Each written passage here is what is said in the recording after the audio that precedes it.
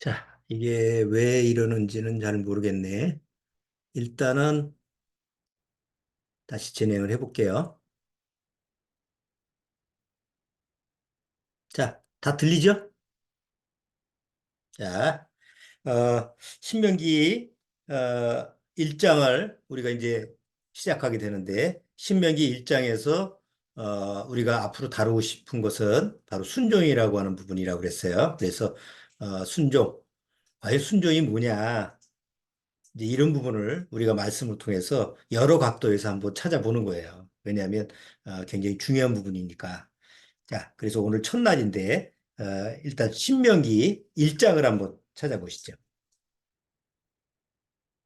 자, 신명기 1장 1절 2절.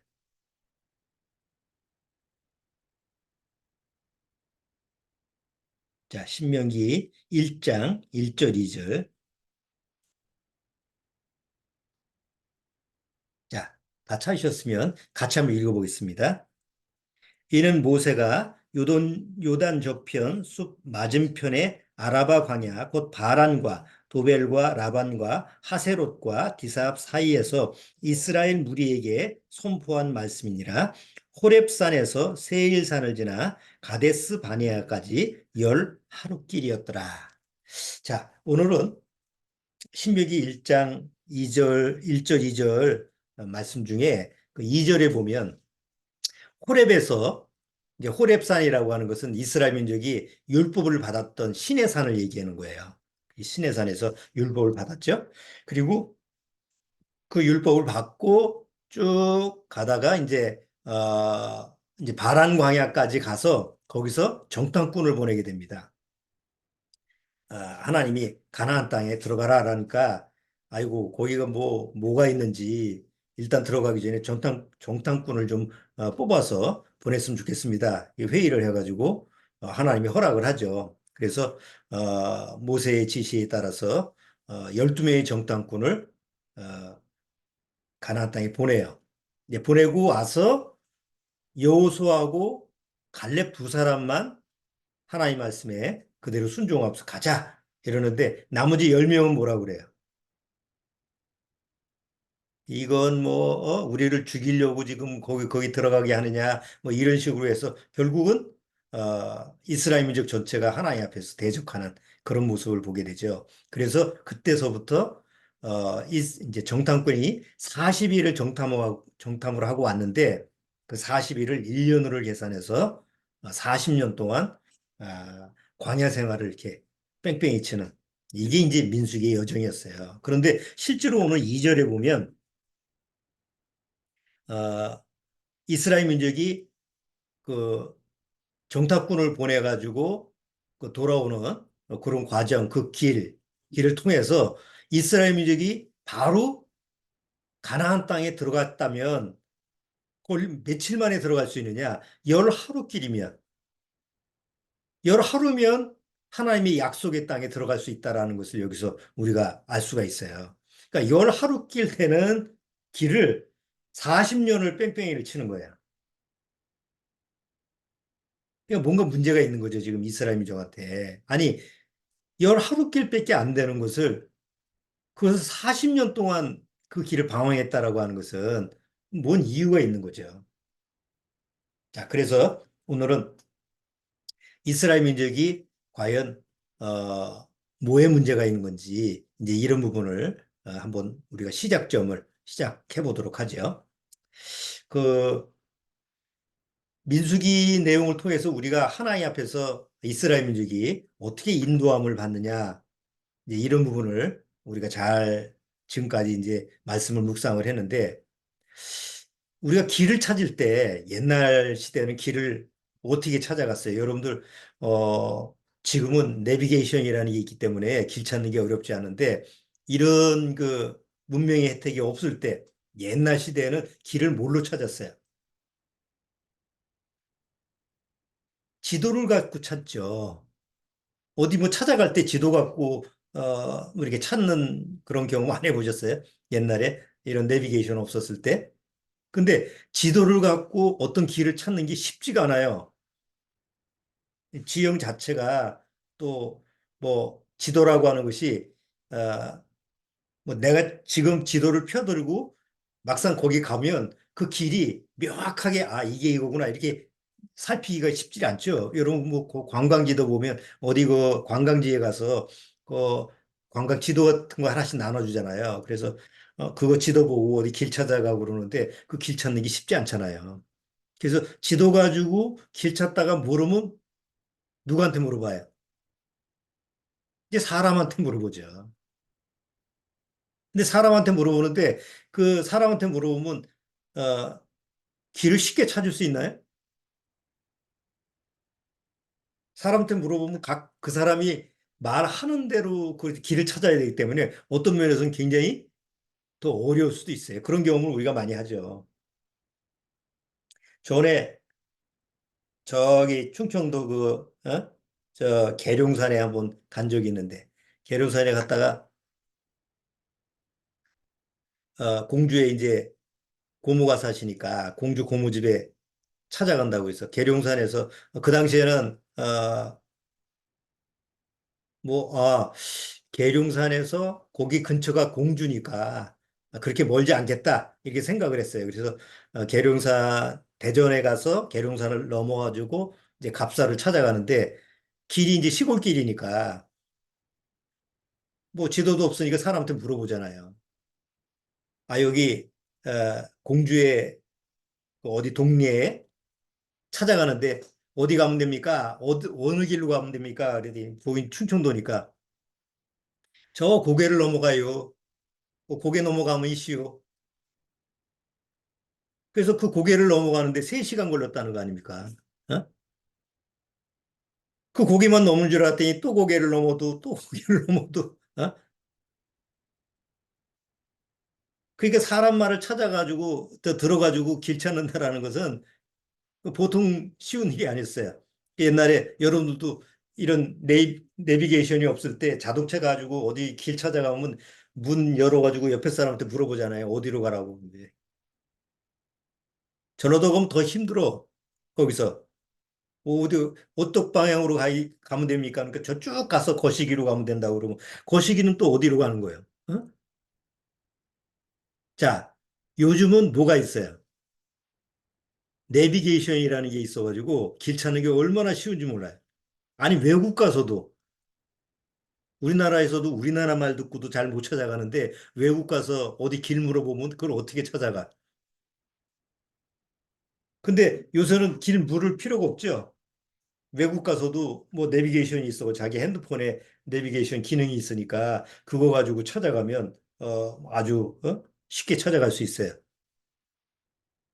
어디 길 찾아갈 때 가장 중요한 게 뭔지 아세요? 내가 지금 어디에 있지? 이걸 알면 금방 찾을 수 있어요. 근데 내가 지금 어디에 있는지도 모르는데 그 어떤 목적지를 찾아가기가 쉽지 않잖아요. 근데 요새 내비게이션 기능 보면 내가 있는 지점을 가르쳐 주죠. 아주 신기하게도 내가 지금 어디 지점에 있으니까 어디 목적지를 찾아가면 어느 방향으로 가야 된다. 그러면 그 내비게이션 보면 아주 그냥 그대로 거길 찾아가면 돼요. 여러분이 인터넷을 찾아보면 기독교 그 생활에서 누가 내비게이션이냐? 예수님이 내비게이션이다. 우리 길을 인도하는 예수님이 내비게이션이다. 이런 그 이제 설교 내용이 많아요. 근데 자칫 잘못하면 물론 그 표현 자체는 그래 예수님이 어, 내가 하나님 앞에 나아가는 그 길을 인도하시는 내비게이션과 같은 분이구나 이렇게 이제 이해하기는 쉬운데 우리가 지금 쓰는 내비게이션 이런 그 기능하고 잘못 이렇게 연결을 시켜버리면 굉장히 오해하기가 쉬워요. 그래서 어, 우리가 하나님 앞에서 왜 예수님이라고 하는 내비게이션을 주셨을까? 이런 부분을 신명기를 통해서 잘 살펴보면 순종이라는 삶이 이런 거구나라고 하는 것을 쉽게 우리가 배울 수 있을 것 같아요. 자, 이스라엘 민족한테 하나님은 바로 내비게이션, 지금의 내비게이션 같은 그런 역할을 하셨어요. 우리가 민수기를 통해서 배웠죠.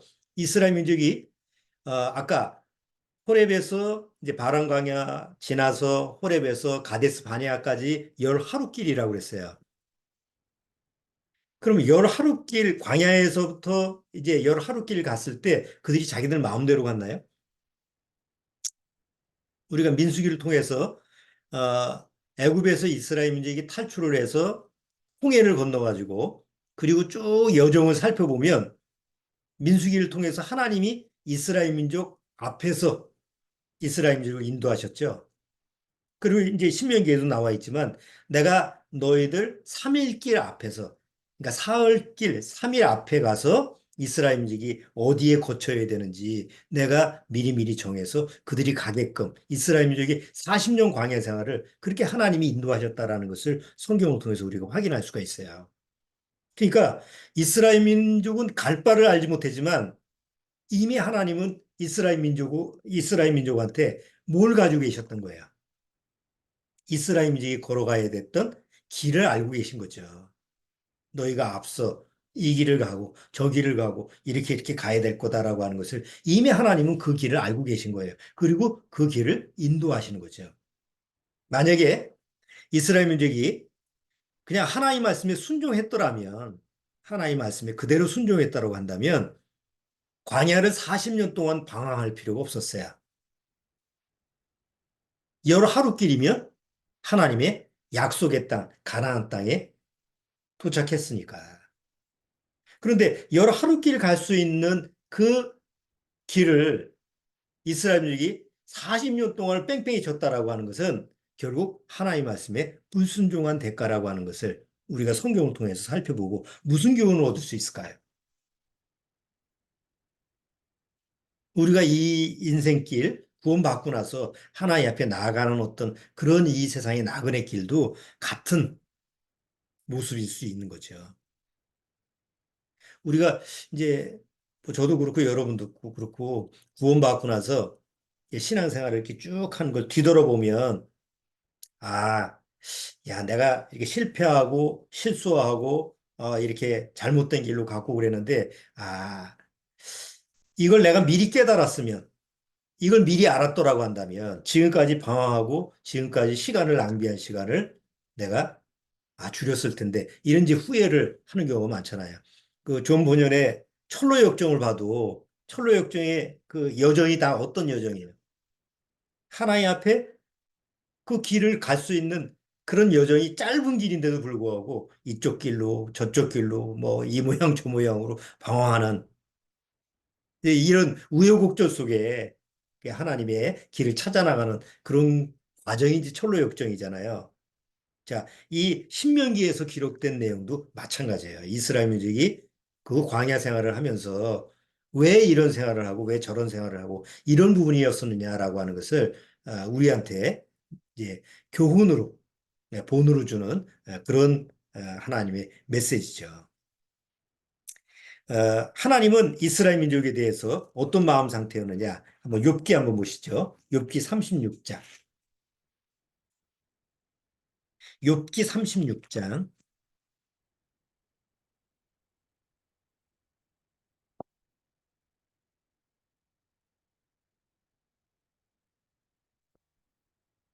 자, 욥기 36장.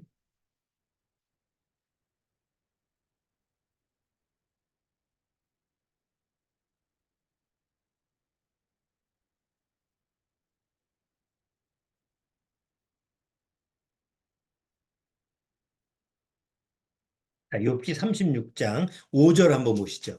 욥기 36장 5절에 자, 5절서부터 7절까지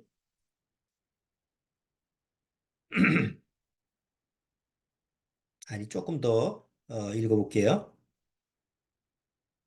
12절까지, 5절서부터 12절까지 같이 내용을 잘 살펴보시면서 같이 한번 읽어보겠습니다. 하나님은 전능하시나 아무도 멸시치 아니하시며 그 지식이 무궁하사 악인을 살려두지 않으시며 고난받는 자를 위하여 신원하시며 그 눈을 의인에게서 돌이키지 아니하시고 그를 왕과 함께 영원히 위에 앉히사 존귀하게 하시며 혹시 그들이 누설에 매이거나 환란의 줄에 얽혔으면 그들의 소행과 허물을 보이사 그 교만한 행위를 알게 하시고 그들의 귀를 열어 교훈을 듣게 하시며 명하사 죄악에서 돌아오게 하시나니 만일 그들이 청종하여 섬기면 형통이 나를 보내며 즐거이 해를 지낼 것이요 만일 그들이 청종치 아니하면 칼에 망하며 지식 없이 죽을 것이니라. 여기 보면 이스라엘 민족이 하나님 앞에 순종하고 나갈 때와 불순종할 때의 그 결과가 아주 그냥 분명하게 이렇게 낙이죠.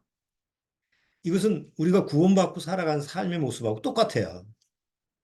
내가 하나님 말씀에 순종했을 때 과연 하나님 앞에서 어떤 삶을 살 것이냐, 불순종했을 때 어떤 삶을 살 것이냐라고 하는 부분이 이렇게 이제 극명하게 이렇게 나눠지는 모습을 보게 되죠.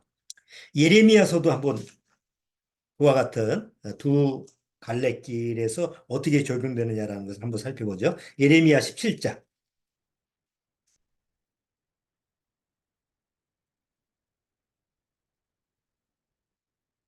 예레미야 17장.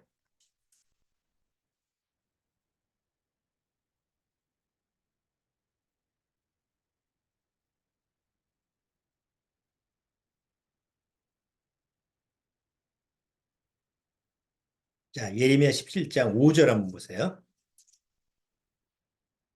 예레미야 17장 5절. 예레미야 17장 5절.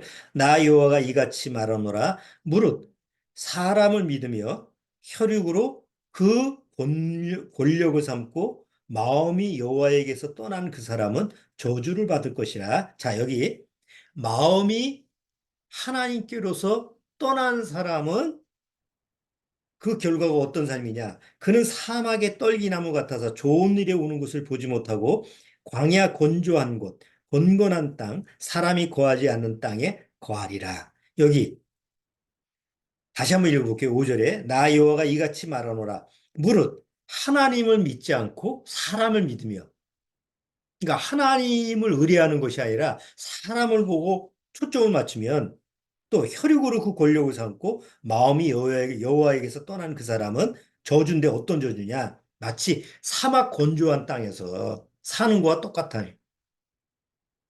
마음이 건조해요. 마음이 건조하다는 게 뭐예요? 마음이 항상 공허해. 우리가 이제 막 이제 여름에 대해서 막 뜨거운 여름에 햇빛이 비치는데 뭐 물을 못 먹어.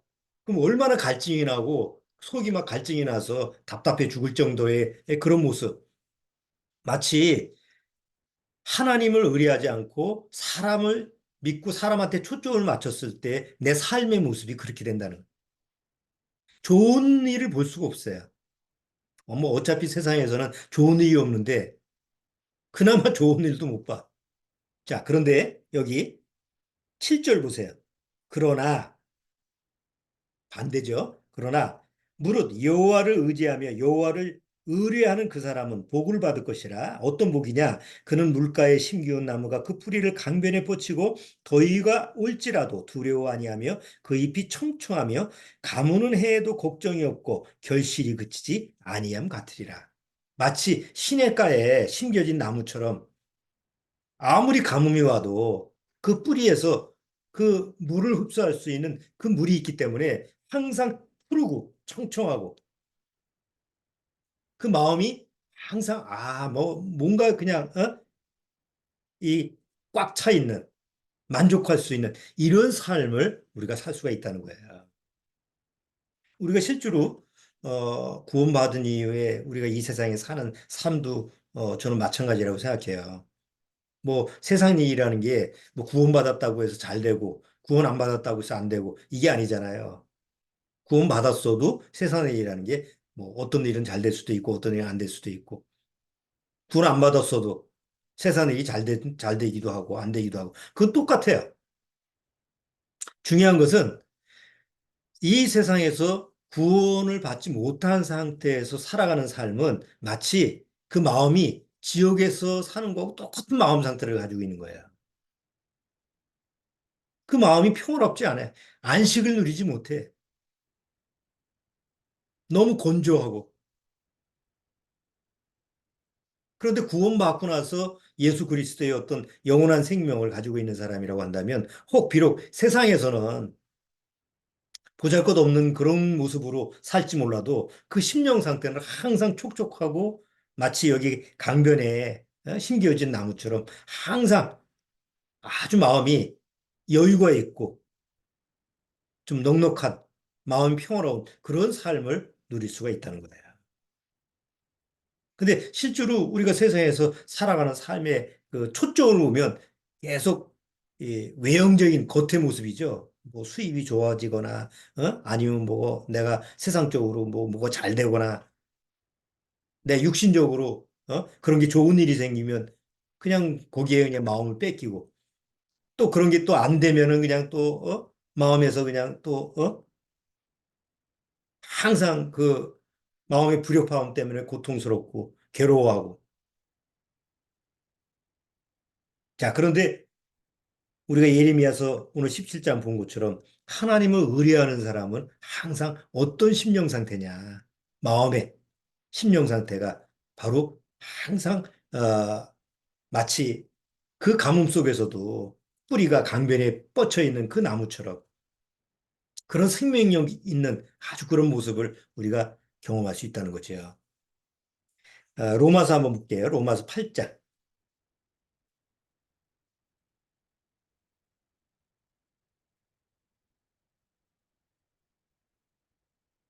로마서 8장.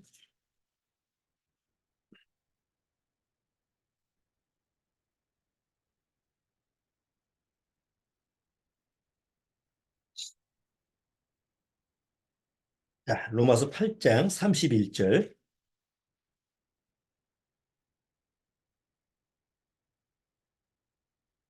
로마서 8장 31절. 로마서 8장 31절. 같이 한번 읽어볼까요? 31절, 32절.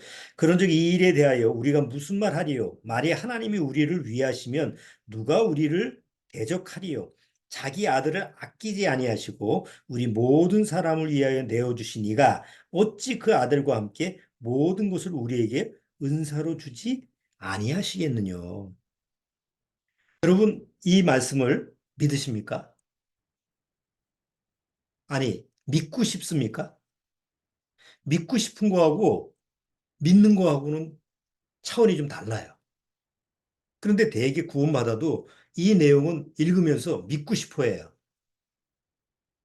문제는 믿지를 않는다는 거예요.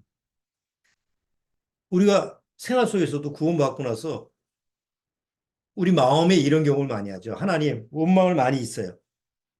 구원받고 왜 나는 환경이 이렇습니까? 구원받고 왜 나한테 이런 일이 생겼습니까? 구원받고 나서 왜 내 모습은 이런 모습으로 살아가야 되죠? 구원받고 나서 또 뭐, 구원받고 나서 왜 나니 이렇죠, 저렇죠, 저렇죠. 이런 마음을 우리가 가질 때가 있어요. 근데 한번 생각해 보세요.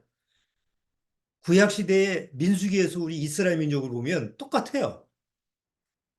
엄연히 하나님이 애굽에서 종살이 할 때 그 10가지 재앙을 통해서 그들을 애굽에서 구출했어요. 그래서 출애굽시켜서 홍해를 건너서 그 죽음의 바다를 건너게 해서, 그리고 이제 사막 광야에 나와서도 하나님은 만나를 내려주고 반석에서 물을 내게 하고 하루라도 이스라엘 민족을 그냥 내버려 둔 적이 없어요. 그렇죠? 하나님이 한눈 팔고 이스라엘 민족을 그래 뭐 알아서 하겠지 이러신 적이 있었나요? 혹 이스라엘 민족이 하나님을 등지고 하나님을 나몰라라 하고 눈길을 다른 데 돌려도 하나님의 눈길은 항상 이스라엘 민족한테 고정했어요. 그런데 우리가 이스라엘 민족의 모습을 민수기를 통해서 쭉 살펴보니까 하나님의 눈길은 계속 이스라엘 민족을 바라보는데 이스라엘 민족은 항상 하나님을 바라보는 대신 세상만 바라봐요. 그럴 때 무슨 문제가 생겼죠? 왜 하나님은 광야에서 우리를 굶어 죽게 하느냐? 왜 하나님 앞에서 물 없이 이렇게 광야에서 죽게 하느냐? 왜 우리를 광야로 인도해서 고기도 못 먹게 하느냐? 계속 불평, 불만이 나오고 계속 하나님을 대적하고 원망하는 마음을 계속 쏟아놨죠. 그때마다 하나님의 재앙을 받고. 그러니까 결국 이스라엘 민족의 그 밑바닥 속에서는 하나님의 말씀을 몰라서 못 믿는 게 아니라 하나님의 존재도 알고 하나님의 말씀이 뭘 얘기하는지도 알고 모세를 통해서 하나님 말씀을 전해 듣고 하나님과 먼 사이가 아니에요. 이스라엘 민족과 광야 생활에서 그 하나님과의 관계를 보면 정말 밀접해요. 매일같이 보는 게 구름 기둥이고 매일같이 보는 게 밤에 보는 게 불 기둥이고 매일 아침 일어나서 먹는 게 하나님이 주신 만나고 사실 신명기에서 앞으로 보시겠지만 그들이 40년 동안 신발이 헤어지지 않고 옷이 헤어지지 않았다라고 성경에서는 기록하고 있어요. 그러니까 하나님 보시기에는 그들이 부족함이 없었던 거예요. 그런데 항상 부족하고 불만이 많고 불평하고 이런 게 누구 편이에요? 인간 편에서는 항상 그런 거예요. 왜 그러느냐? 바로 밑바닥에 불순종이라고 하는 유괴 성품이 딱 자리 잡고 있기 때문에 그래요. 자, 그렇기 때문에 우리가 순종이라는 것을 알려고 하면 우선 뭐서부터 알아야 돼요? 아, 우리 안에 불순종이라는 뿌리가 있구나. 그 뿌리가 뽑히지 않는 한 하나님 앞에서 순종하기는 불가능하다라고 하는 걸 깨달아야 했던 거예요. 그래서 열 하루길만 가면 하나님의 약속의 땅에 들어가는 그 거리를 하나님의 내비게이션에서는 열 하루길만 가면 되는 그 길을 하나님은 40년을 뺑뺑이를 쳐서 이스라엘 민족으로 하여금 뭘 깨닫게 하느냐. 아, 내 안에는 하나님을 순종할 수 있는 그 능력이 없구나. 내 안에는 하나님의 말씀에 순종할 수 있는 그 무슨 힘이 없구나. 그렇기 때문에 그 하나님 앞에서 불순종하는 유괴 성품이 죽지 않으면 하나님 앞에서 그 뿌리가 뽑히지 않으면 절대로 하나님 말씀 앞에 순종할 수 없구나라는 걸 깨닫게 하기 위해서 40년 광야 생활을 했다는 거예요. 왜 수많은 사람들이 교회 생활하고 기독교인으로서 그렇게 믿음 생활, 신앙 생활을 한다고 하면서도 결국은 구원을 받지 못하죠?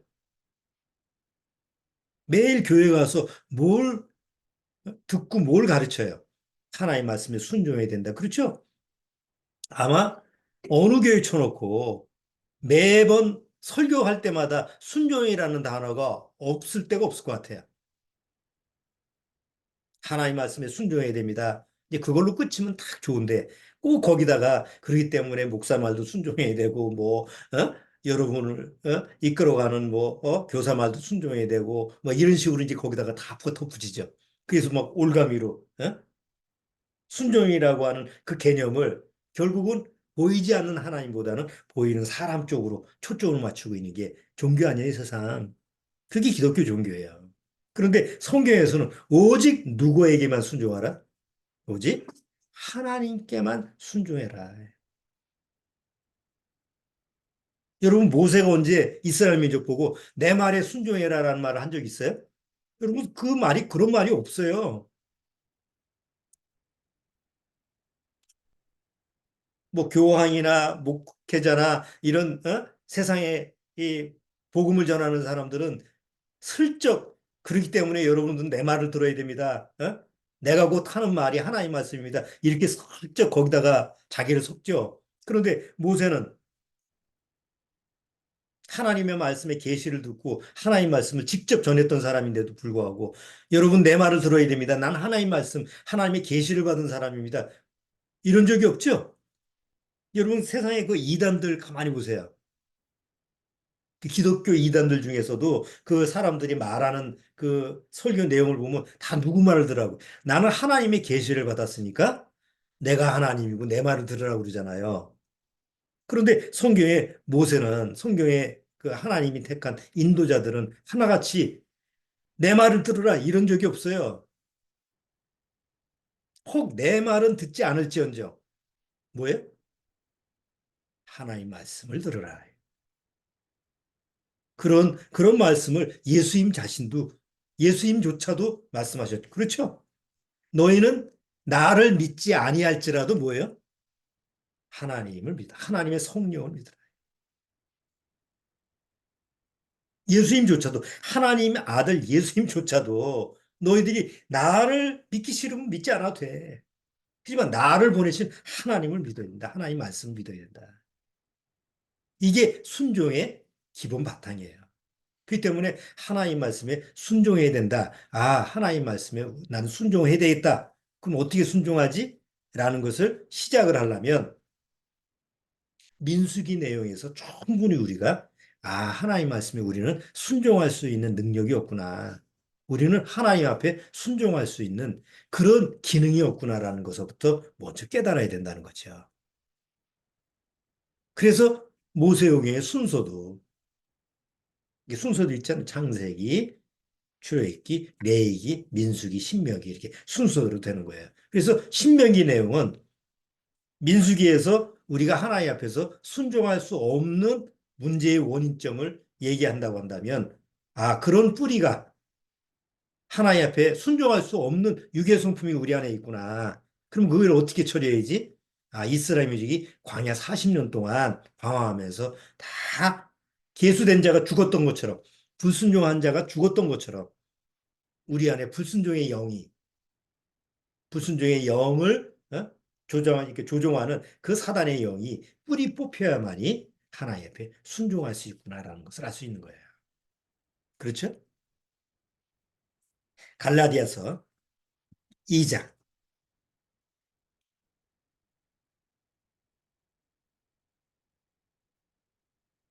자, 갈라디아서 2장.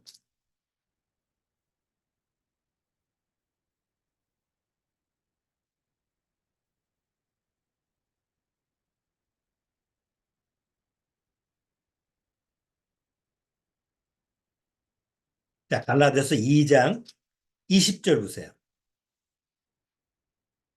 자, 갈라디아서 2장 20절.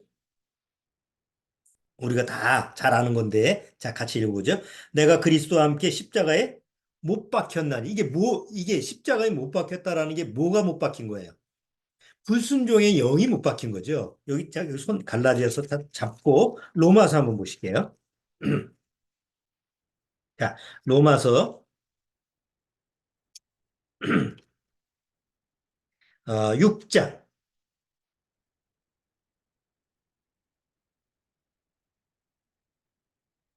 자, 6장 16절 보세요. 로마서 6장 16절. 자, 6장 16절 여기 너희 자신을 종으로 들여 누구에게 순종하든지 그 순종함을 받는 자의 종이 되는 줄을 너희가 알지 못하느냐? 혹은 죄의 종으로 사망에 이르고 혹은 순종의 종으로 의에 이르느니라. 두 종류가 있죠. 하나는 죄의 종이고 하나는 순종의 종인데 죄의 종은 불순종의 영이에요. 자, 갈라디아서 돌아와서 2장 20절. 그러니까 내 안에 불순종의 영이 있었어요. 죄의 종로로 탈 때는 내 안에 불순종의 영이 있어서 절대 하나님 말씀에 순종할 수가 없어요. 이스라엘 민족이 광야에서 만나도 먹고 반석에 친 물을 마시고 뭐 메추라기도 먹고 뭐 하나님의 불기둥 구름 기둥을 보고 그런 기사와 기적을 맛봤어도 믿지를 못해. 왜? 밑바닥에 불순종의 영이 있으니까. 그러니까 어떻게 돼요? 죽어야 돼요. 근데 이제 구원받은 우리는 예수님 안에서 뭐가 됐어요? 예수 그리스도와 함께 십자가에 못 박혔나니 뭐가 못 박혔어요? 불순종의 영이. 죄의 종이라고 하는 불순종의 영이 못 박혔나니 그런즉 이제는 내가 산 것이 아니요 오직 내 안에 그리스도께서 사신 것이라. 내 안에 이제 누가 사는 거예요? 순종의 영이 사는 거예요. 구원받으면 순종의 영이 들어왔어요. 그래서 이제는 불순종의 영이 나가고 순종의 영이 들어와서 나는 순종의 영의 이끌림을 받아 사는데 자, 이제 내가 육체 가운데 사는 것은 나를 사랑하사 나를 위하여 자기 몸을 버리신 하나님의 아들을 믿는 믿음 안에서 사는 것이라. 그 이게 뭐냐? 이게 바로 순종이다. 순종이 여러분 하나님 앞에 순종해야 됩니다. 그러니까 어릴 때부터 뭘 가르쳐요? 십계명을 가르치는 거예요. 순종은 뭐에 대해서 지켜야 되는 거잖아요.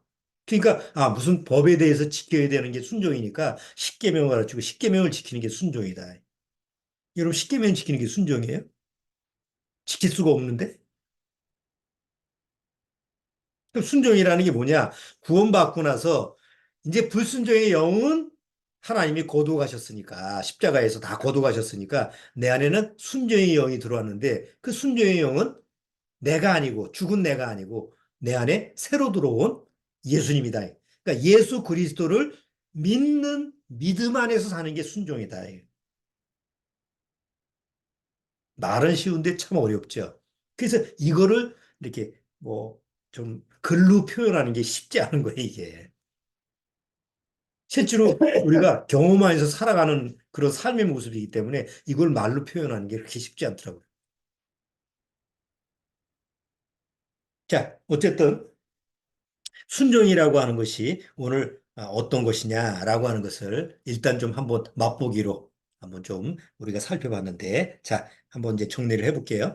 구원받고 나서 우리 안에는 이제 하나님이 천국 가는 내비게이션이라는 기능을 주셨어요. 그렇죠? 여러분, 천국 가는 길을 눈에 보이는 게 아니잖아요. 천국 가는 길이 눈에 보여요? 세상에 그런 지도가 있나요? 없어요. 천국은 눈에 보이는 게 아니니까. 그러면 우리가 어느 날 육체를 떠나서 천국 갈 때 어떻게 찾아가요? 그래서 하나님이 천국 가는 내비게이션을 우리 안에 넣어줬어요. 그런데 이 천국 가는 내비게이션은 우리가 세상에 쓰는 내비게이션하고 달라요.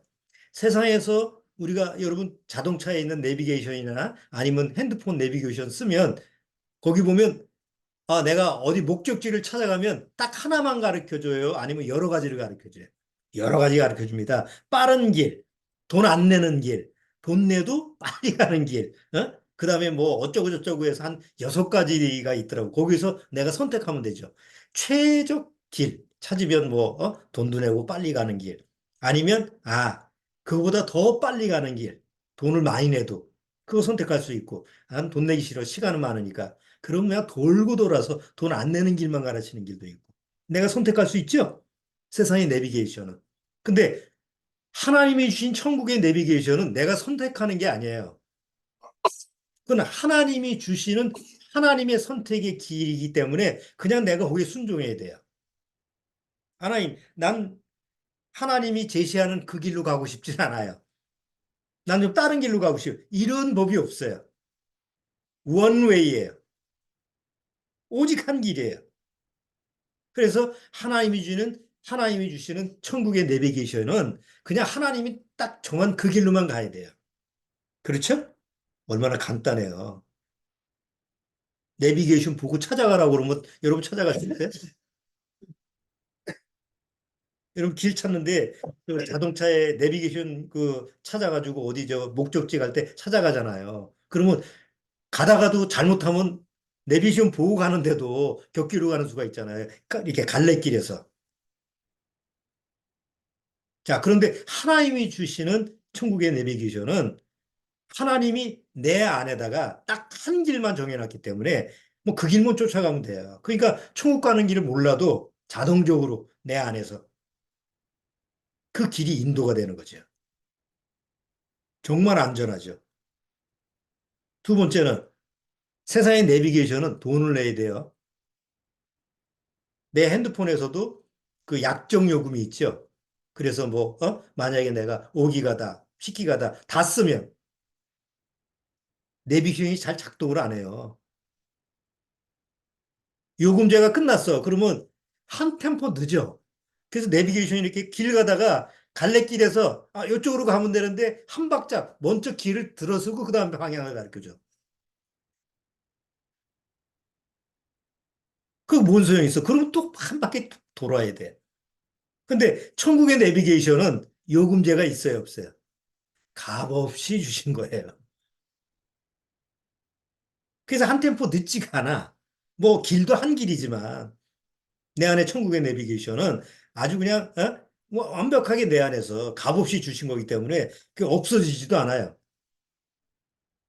그리고 세상의 내비게이션은 매번 업그레이드 시켜야 돼요. 왜냐면 길 공사하고 또 어떤 때는 시간이 지나가면 또 새로운 길이 열리죠. 그래서 맨날 가던 길이 아니고 새 길이 열리면 또 새 길 찾아주고 그러죠. 천국의 내비게이션은 예전이나 지금이나 앞으로나 변함이 없어요. 거기는 업그레이드를 할 필요가 없어요. 그렇기 때문에 어느 날 주님이 때가 돼서 내 이름을 부르면 너 올라오라 라고 하면 그 부름을 받는 사람은 누구나 할 것 없이 한 길로 해서 곧장 가는 거예요. 복잡하지도 않고 어렵지도 않고 뭐만 있으면 돼요. 내 안에 그 내비게이션에 하나님이 주시는 천국의 내비게이션에 순종할 수 있는 그 영만 있습니다. 순종의 영만 있으면 딱 맡기면 자동으로 가니까. 그런데 그게 없으면 그 순종의 영이 없으면 어떻게 돼요? 아무 소용 가치가 없는 거예요. 자, 오늘 신명기 1장 1절 2절 이스라엘 민족이 열 하루길 갈 수 있는 그 길을 40년 동안 방황하면서 갔던 그 이스라엘 민족의 예를 한번 우리가 우리 삶에 적용을 시켜서 불순종의 길과 순종의 길이라는 것은 너무나 엄청난 간격이 있다라고 하는 것을 우리가 한번 살펴봤습니다. 이제 다음 주서부터 과연 우리를 인도하시는 그 영원한 정말 나의 길을 인도하시는 내비게이션 요한복음 14장에 내가 곧 길이요. 내가 곧 길이요가 뭐예요? 내가 네 내비게이션이다. 그죠? 길을 인도하는 게 내가 곧 길이요. 진리요. 생명이니. 그분이 누구예요? 예수님이잖아요. 그 예수님이 나를 어떻게 인도하시는가. 그리고 그 인도하시는 그 예수님의 나는 어떻게 순종해야 되는가라는 것을 또 다음 주에 또 우리가 하나씩 하나씩 배워보도록 하겠습니다. 자, 오늘은 신명기 1장 1절 2절 내용을 통해서 신명기를 들어가면서 한번 시작하는 그런 말씀을 나누어 봤습니다. 자, 오늘은 여기까지 하도록 하죠.